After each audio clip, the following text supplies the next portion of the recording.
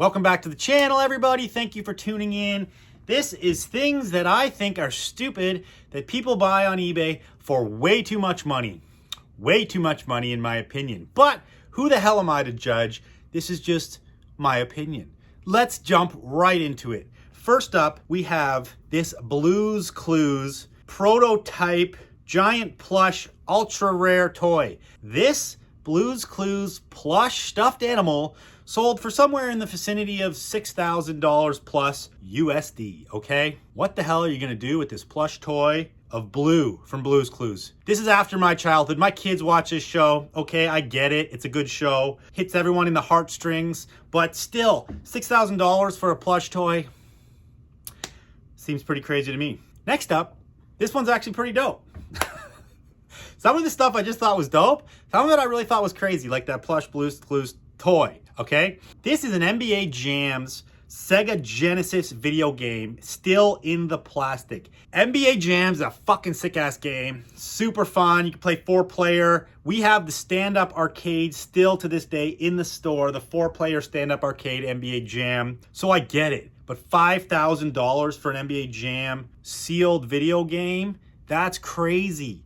And you're never gonna open it because then you lose the value. So basically this is like buying gold, I guess, and putting it in your safe, hoping the price goes up. Whoever bought this, either super Sega Genesis fan or super NBA fan. Okay, next up, 1959 brunette Barbie Ponytail doll. I don't even know when Barbie started, but I know Barbie's been around forever. Now, this Barbie sold for $10,000 almost, $10,000. It's a lot of money for a doll. It's probably partly the reason that our whole society is so screwed up and the ideology of the female body is so crazy, and started with the Barbie. Okay, this one's just crazy. This one's fucking insane. Magic the Gathering Legacy Arabian Nights complete set. I don't know what that means. I do know what Magic the Gathering is.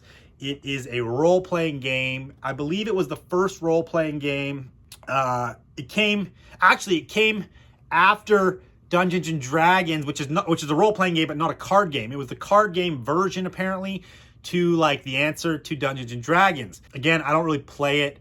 I never played it. I don't really know that many people who played it. Yeah, this complete set of cards for $30,000. I guess kind of like Pokemon, I guess, which those prices are stupid crazy also. Blows my mind. $30,000 for a bunch of Magic the Gathering cards, okay? This one is just kind of crazy and weird and random, and I've never seen anything like it before. Here we have an Iowa non-resident deer tag. What is that? That is, you get a deer tag, which means you can go hunt and kill a deer in Iowa if you're a non-resident. Maybe that's a rare kind of deer hunting tag to have, but these people paid $18,500 for the right to go kill a deer in Iowa, and maybe they're from Wisconsin, maybe they're from Vermont, we don't know, but they wanted the right to kill a deer in Iowa to the value of $18,500. Fucking nuts, okay? Hope they got a deer, because they could have bought this tag and during that whole season never got a deer, and that would be sad. That means it's $18,000 fucking out the door. I like yo-yo. You might like yo-yo. Buy my kids yo-yos. It's fun. I can do all the tricks on the yo-yo, sleeping the baby, whatever. I don't even know what they're called anymore, but yo-yo's fun, okay? This box of unopened yo-yos from Fanta sold for over $4,000 US, okay? That's a lot of money for some yo-yos. That is fucking crazy to me. Box of unopened yo-yos, $4,000. Again, this video kind of also puts things in perspective. Like, you never know what you're going to find. If you're out there hunting, everyone watching this is probably vintage heads. But if you're out there hunting and you see something weird and unusual, maybe that's the honey hole there, and you know, you're wasting your time on t-shirts, because that's some cake for some unopened box of yo-yos. Here we have 1968 G.I. Joe Action Pilot Air Sea Rescue set in excellent condition. Super cool. An unopened box of G.I. Joe stuff. This is OG G.I. Joe. And I mean, I get this too, because I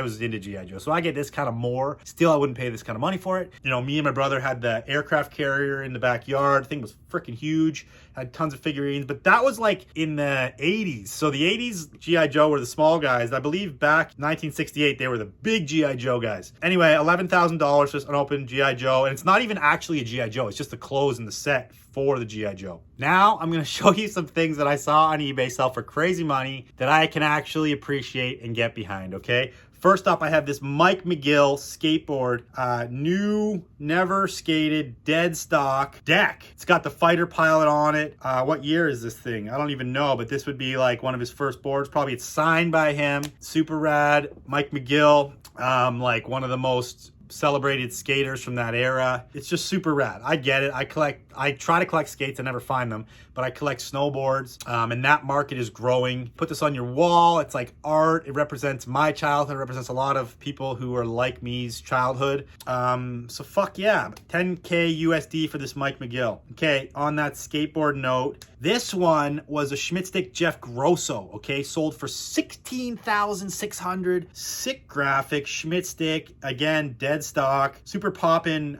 colors on this deck. I used to have the Jeff Grosso, it says Enjoy Jeff Grosso, like the Enjoy Coca-Cola logo t-shirt. I used to wear the shit out of it. I sold it before I really started, like I was wearing it for years, then I sold it before I really started collecting skate stuff, and I regret that. RIP Jeff Grosso. Anyway, sick deck, I get it. Another one, we have this Buddy Holly advertising doll, Buddy Lee doll. These were like dolls that the Lee company used, and you could buy them in different outfits, put them in your store window display, or put them on your counter as like a display if you were like a Lee jeans dealer, okay? They came with all kinds of different outfits. This one has a Notre Dame sweater.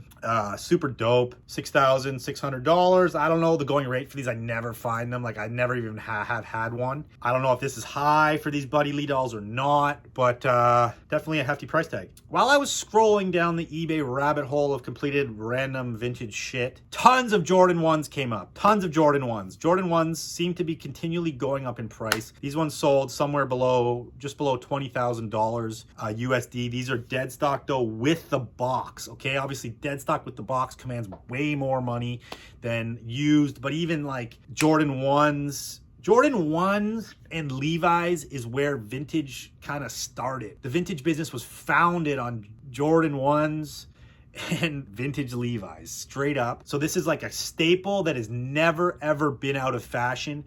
They're still wearable to this day. It's such a good looking shoe. It represents sneaker culture as a whole. It's where sneaker culture started. Jordan 1, freaking rad. Thank you for tuning in to crazy shit that people buy on eBay. Hope you enjoyed it. If you want me to do more of these, put it down below. Sometimes I like to nerd out, go down the rabbit hole. If you are an eBay seller and you want to save all that money, start selling on BidStitch, guys. BidStitch link down below. The site is now free to sell. That's no monthly subscription fee, no commission fees. 100% free to sell on BidStitch. Click the link down below. Make sure you like this video. Make sure you follow the channel, all that shit. I don't know. Enjoy your life. Be happy, not crappy. See you on the next one. And keep tuned in because I'm doing this 30 for 30. This is like day 7. Later.